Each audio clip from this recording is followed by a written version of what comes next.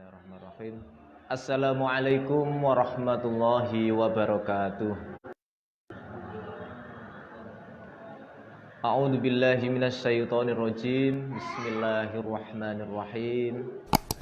Alhamdulillahilladzi ja'alana minan nasihin wa afhamana min ulumil ulama'ir rasihin.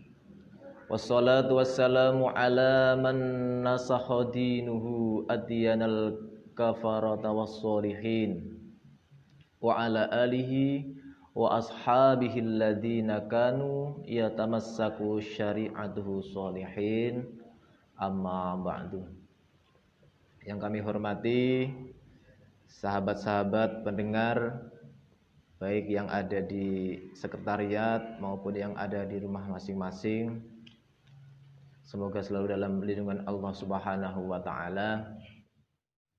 Alhamdulillah wa syukru ala nikmatillah, pada kesempatan kali ini, Ramadan ini, kita semuanya diberikan taufik hidayah oleh Allah Subhanahu wa taala dapat menjalankan ibadah puasa Ramadan dengan baik. Mudah-mudahan ibadah kita, ibadah Ramadan utamanya, diterima oleh Allah Subhanahu wa taala. Amin Allahumma amin. Dan kita semuanya diberikan kekuatan, diberikan kesempatan oleh Allah Subhanahu wa taala bisa mengikuti dan menjalani ibadah selama 1 bulan penuh di bulan Ramadan ini, dengan harapan kita semuanya menjadi orang-orang yang bertakwa. Amin ya rabbal alamin. Allahumma salli wa sallim ala sayyidina Muhammad wa ala ali sayyidina Muhammad. Mudah-mudahan dengan kecintaan kita kepada beliau Nabi Agung Muhammad sallallahu alaihi wasallam, kita semuanya bisa menjalankan segala sunnah-sunnah beliau dan kelak kita mendapatkan syafaat, yakni syafaatul uzmah. Amin ya rabbal alamin. Para pendengar, pemirsa yang kami hormati,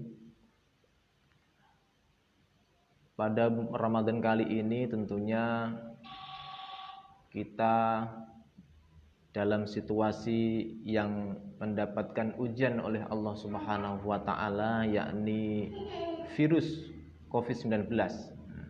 Yang ini tidak hanya menjadi hambatan bagi umat Islam, tapi sudah menjadi ujian seluruh manusia di muka bumi ini.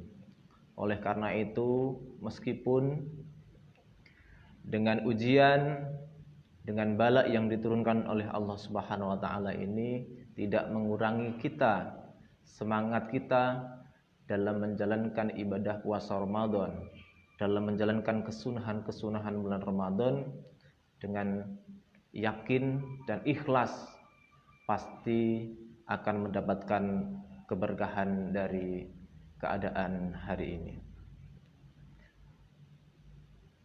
Meskipun di dalam situasi COVID-19 ini, kita harus tetap bersukacita, kita harus bangga menyambut kedatangan bulan suci Ramadan. Karena Nabi bersabda dalam sebuah hadis, "Man fariha bidukhuli Ramadan, haramallahu jasadahu 'alan niran." Ya. Jadi barang siapa yang bergembira, senang hati, bersukacita dengan hadirnya bulan Ramadan ini, maka jasad kita diharamkan oleh Allah untuk masuk neraka kelak.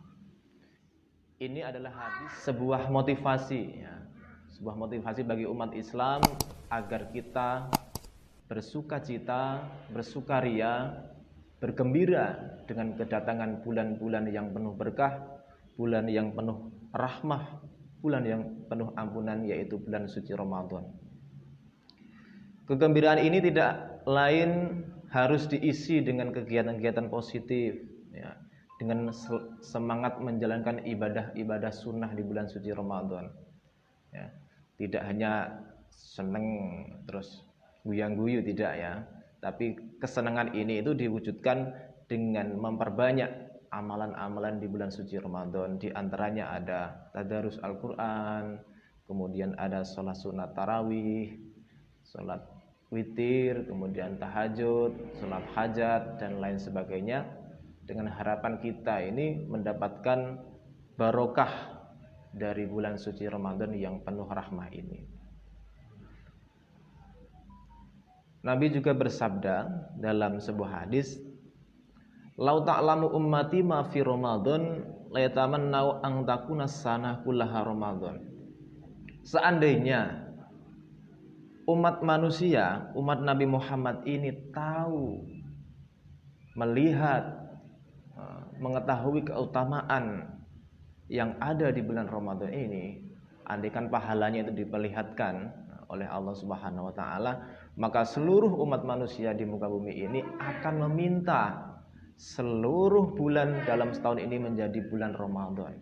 Mereka siap berpuasa, siap bertahajud, siap bertarawih dan lain sebagainya. Andaikan keutamaan atau pahala itu diperlihatkan oleh Allah Subhanahu wa taala. Kenapa mereka ingin satu tahun menjadi bulan Ramadan? Li'anal hasanata fihi mustami'atun. Karena di dalam bulan Ramadan ini kebaikan-kebaikan itu dilipat gandakan. Ya, jadi beramal soleh, ngaji, thalabul ilmi pada seperti kali ini meskipun secara streaming, kemudian sholat sunnah, ibadah sunnah, sedekah dan lain-lain sebagainya, ini pahalanya dilipat gandakan.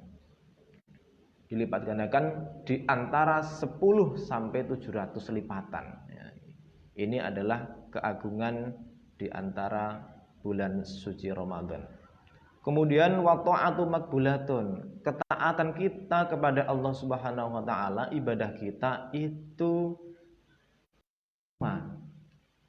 ibadah apapun, sholat, kemudian sedekah ataupun zikir ataupun menolong sama manusia, bakti sosial dan lain sebagainya, itu diterima, tidak ditolak oleh Allah Subhanahu wa taala. Wa da'awatu mustajabatun, dan doa-doa kita itu dikabulkan. Doa apa saja insyaallah pasti dikabulkan. Ud'uni astajib lakum, ya. Apalagi di bulan suci Ramadan, maka kita harus memperbanyak doa. Kemudian wadzunuba maghfuratun, dosa-dosa kita itu diampuni oleh Allah Subhanahu wa taala.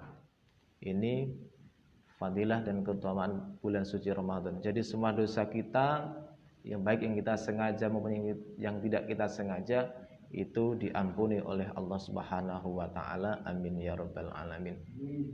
Kemudian wal jannatu mustaqatul lahu, surga itu telah merindukan kita. Jadi ketika di bulan suci Ramadan ada umat yang menjalankan ibadah puasa Ramadan dan ibadah kesunahan lainnya, itu surga merindukan kita. Surga ingin segera kita itu dipanggil untuk menempati di surganya Allah Subhanahu wa taala.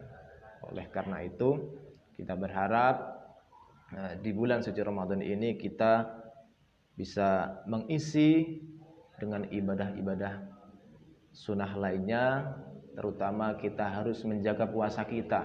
Ya, tidak hanya menjaga makan dan minum, tapi juga harus menjaga lisan kita, menjaga mata kita, menjaga telinga kita, agar puasa kita itu betul-betul terjaga, hati-hati dan diterima oleh Allah Subhanahu wa taala. Karena ibadah puasa itu yang berhak membalas itu hanya Allah Subhanahu wa taala. Ya. As-shaumu li wa ana azibi. Dalilnya begitu ya. Jadi ibadah lain seperti salat, zakat, kemudian sedekah, itu pahalanya biasanya diperlihatkan. Seperti salat berjamaah, pahalanya 27 derajat dan seperti itu dan lain sebagainya. Tetapi untuk khusus puasa ini, pahalanya itu yang tahu hanya Allah Subhanahu wa taala, dan hanya Allah lah yang nanti akan membalasnya. As-saumuli wa ana azibi.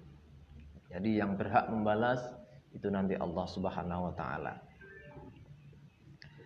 Dalam sebuah hadis selanjutnya itu juga disebutkan, jadi al jannatu mustaqatun ila arba'ati nafarin.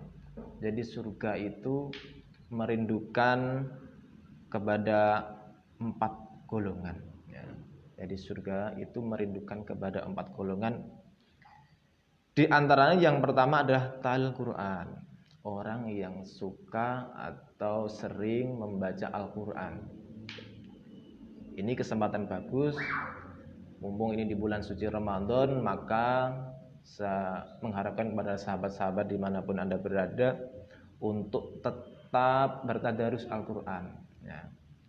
Karena ada wabah pandemi yang kita harus melakukan kegiatan ibadah sesuai dengan protokol pemerintah, ya kita harus tadarus dimanapun berada di rumah masing-masing. Ya. Kita ramaikan rumah kita dengan bacaan Al-Quran. Nah. Kemudian wahafidil lisan, menjaga lisan. Ini orang yang dirindukan surga. Jadi orang-orang yang menjaga lisan, menjaga perkataan jorok, buruk, berdusta dan lain sebagainya, ini juga yang dirindukan oleh surga Allah. Kemudian wa mut'imil ji'an, orang yang memberi makanan kepada orang yang sedang lapar. Ini adalah orang yang dirindukan surga. Menjadi kesempatan baik manakala ini di bulan suci Ramadan kita bisa memberikan berbuka puasa. Nah, ini sama dengan orang yang dirindukan surga. Jadi ketika kita mau berbagi takjil atau memberikan buka bersama kepada tetangga, kepada sahabat-sahabat, memberikan buka bersama atau menyiapkan berbuka puasa bagi ibu rumah tangga yang di rumah, ini adalah golongan orang yang dirindukan surga Allah Subhanahu wa taala. Kemudian yang keempat, washaimina fi syahri Ramadan. Orang yang berpuasa di bulan suci Ramadan. Ini keempat golongan manusia yang dirindukan oleh Allah Subhanahu wa taala. Oleh karena itu sangat bijak sekali di kesempatan bulan suci Ramadan ini kita bisa menggapai keempat kriteria yang dirindukan surga ini, yakni kita bisa bertadarus, memperbanyak tadarus Al-Quran, kita bisa menjaga lisan, kemudian kita bisa memberikan buka bersama, buka puasa kepada saudara-saudara kita maupun kepada orang yang sedang ingin berbuka.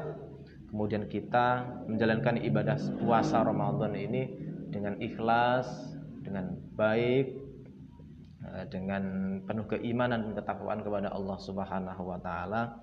Mudah-mudahan kita semuanya ini tergolong orang-orang yang dirindukan surga. Amin ya rabbal alamin. Di antara keutamaan Ramadan itu adalah ada ibadah sholat tarawih. Nah, sholat tarawih itu hanya bisa dilakukan ketika di dalam bulan suci Ramadan. Jadi Nabi telah bersabda, "Man qoma Ramadhana imanan wa ihtisaban, ghufira lahu ma taqaddama min dzambi." Barang siapa menjalankan ibadah malam di bulan suci Ramadan dengan penuh keimanan dan keikhlasan, maka kita diampuni dosanya oleh Allah, dosa-dosa yang telah terdahulu. Hadis ini ulama bersepakat bahwa yang dimaksud mangkoma ini adalah ibadah sholat tarawih. Jadi siapa yang jumeneng di dalam malamnya Ramadan untuk menjalankan ibadah sholat tarawih, witir dan sebagainya, ini dosa-dosa kita yang telah terlampaui ini diampuni oleh Allah Subhanahu wa taala. Dosa yang mana yang diampuni? Ulama ini berikhtilaf. Ada yang mengatakan dosa kecil, berbohong dan lain sebagainya. Juga ada yang berpendapat semuanya dosa, dosa kecil maupun dosa besar. Tapi kita yakini saja bahwa ketika kita bisa menjalankan ibadah sunat maupun ibadah wajib di bulan Ramadan ini, tentunya kita penuh harapan agar dosa-dosa kita diampuni oleh Allah Subhanahu wa taala. Amin ya rabbal alamin. Salat tarawih itu pertama kali dilakukan Nabi Muhammad sallallahu alaihi wasallam di masjid ya. Jadi pada suatu malam di bulan suci Ramadan itu Kanjeng Nabi Muhammad sallallahu alaihi wasallam datang ke masjid untuk menjalankan ibadah salat sunat tarawih. Kemudian sahabat melihat akhirnya mengikuti. Kita mengikuti. Kemudian malam kedua Kanjeng Nabi hadir lagi ke masjid untuk menjalankan sholat sunat tarawih. Sahabat yang itu semakin banyak. Malam ketiga tambah banyak lagi ya. Jadi semakin hari pengikutnya semakin banyak sekali. Kemudian di malam keempat, para sahabat Nabi itu sudah berkumpul di masjid. Nah, para sahabat Nabi sudah berkumpul untuk menunggu kedatangan Kanjeng Nabi. Ditunggu sampai fajar tidak ada.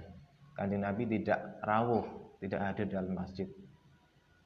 Kemudian keesokan sahabat bertemu Kanjeng Nabi, lalu bertanya, ya Kanjeng Nabi, kenapa tadi malam tidak menjalankan sunat tarawih? Kemudian Kanjeng Nabi itu menjawab, saya sengaja tidak datang ke masjid agar supaya ibadah salat sunat tarawih ini tidak menjadi kewajiban seperti kewajiban bagi orang muslim ya. Jadi Nabi itu khawatir kalau sholat sunat tarawih itu dianggap oleh para sahabat menjadi ibadah yang wajib. Oleh karena itu Nabi pada malam ketiga ataupun keempat itu tidak datang ke masjid, kemudian menjalankan ibadah sholat sunat tarawih di rumahnya masing-masing. Kemudian pada zaman Nabi wafat, kemudian diteruskan oleh sahabat Abu Bakar, ini masih ibadah salat sunat tarawih masih di rumahnya masing-masing ya. Jadi kalau saat ini musim pandemi ini kita dianjurkan untuk ibadah salat sunat tarawih di rumah masing-masing ya, kita jalani. Nah, mumpung ya, katanya orang laki-laki itu menjadi imam keluarga, ini harus ditepati janjinya, ini harus mampu mengimami, betul-betul mengimami ya. Ya, pada masa-masa mencari jodoh kan saya jadi imammu katanya kan begitu ya. Ini dites ini apakah memang laki-laki siap mengimami atau tidak. Nah, ini tidak bisa, surat-suratannya bagaimana, urut-urutannya kan lupa. Nah, walaupun tidak hafal urutannya bisa ditulis, tempel di depan. Nah, misalkan dengan surat yang lain boleh saja. Kulhu sama ina atau ina terus tidak apa-apa.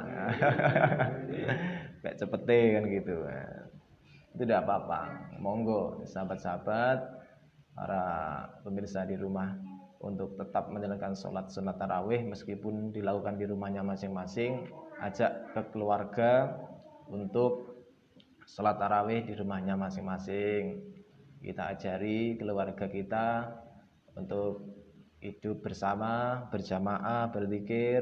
Kemudian kalau ada yang bisa memberikan nasihat, ya diberikan nasihat ketika salat sunat tarawih selesai. Apakah ada keutamaannya? Tentu pasti ada ya. Ibadah salat sunat tarawih ini ada keutamaannya. Diterangkan di dalam kitab Durratun Nasihin An Ali ibni Abi Thalib radhiyallahu taala annahu qol. Jadi ini dari sahabat Ali bin Abi Thalib ya, bahwa su'ilan Nabi alaihi salatu wasallam an fadhail tarawih fi syahr Ramadan.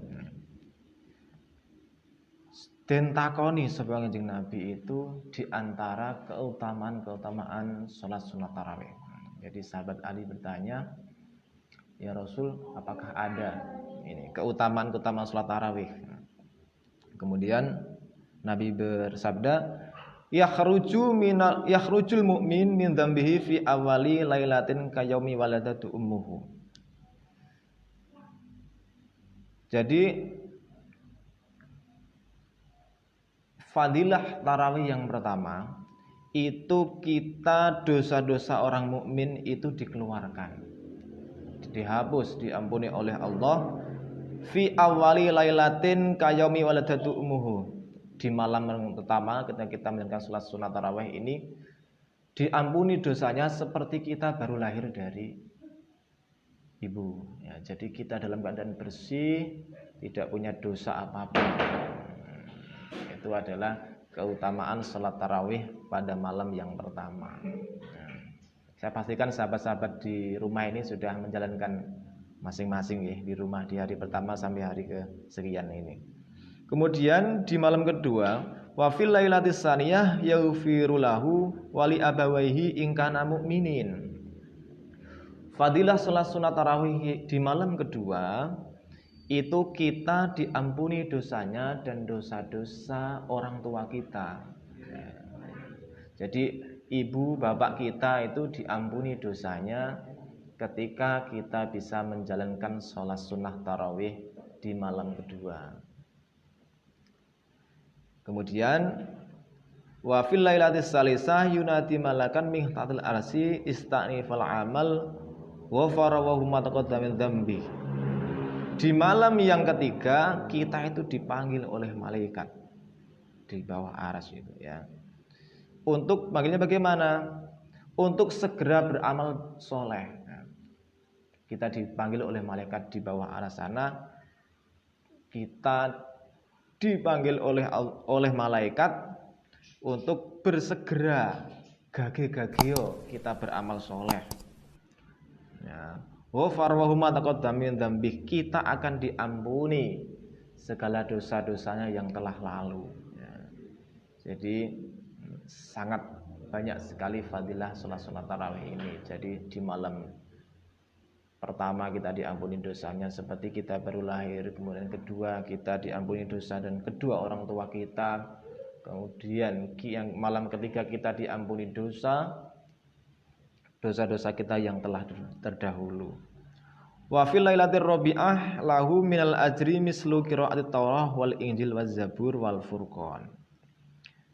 Pada kefadilahan atau keutamaan tarawih malam keempat itu kita diberikan pahala seperti kita membaca kitab-kitab Allah. Kita membaca kitab Taurat, kita membaca kitab Injil, kitab Zabur dan kitab Al-Qur'an. Jadi pahala keempat kitab itu diberikan kepada orang yang melakukan ibadah sholat sunat tarawih pada malam ketiga, pada malam keempat. Kemudian wa fil lailatil khamisah a'tahu wa ta'ala misla man shalla fil masjidil haram wa masjidil madinah wal masjidil aqsa. Di malam kelima keutamaan sholat sunat tarawih itu kita diberikan pahala seperti orang yang sedang melakukan sholat di Masjidil Haram di Mekah ya. Kita tahu bahwa ketika kita sholat sunat di Mekah itu pasti ibadah kita itu dilipat gandakan kan. Yang kedua kita diberikan pahala seperti kita sholat di Masjid Nabawi di Madinah ya. Kemudian yang ketiga kita diberikan pahala seperti kita sholat di Masjidil Aqsa Palestina itu ya, menjadi tempat Isra dan Mi'raj ya. Jadi ketika kita sholat sunat tarawih pada malam ke-5 ini kita diberikan pahala seperti kita sholat di Makkah, di Madinah dan di Masjidil Aqsa.